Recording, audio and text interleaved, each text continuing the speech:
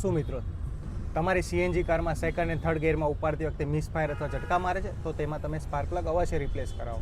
અને હા, spark plug replace કરાવતી વખતે આ શોર્ટ થયેલું છે કે નહીં તે અવશ્ય ચેક કરો. જે સ્પાર્ક પ્લગમાં આવું શોર્ટ થયેલું હોય તેમાં ઇગ્નિશન કોઇલ અથવા પ્લગ વાયર જે પણ આવતું હોય એ પણ સાથે રિપ્લેસ કરાવો. આજે અમારા વર્ષો પર આવી છે મારુતિ ઇકો, જેમાં કસ્ટમરની કમ્પ્લેન હતી કે સેકન્ડ એન્ડ થર્ડ ગિયરમાં ઉપાડતી વખતે મિસફાયર થાય છે.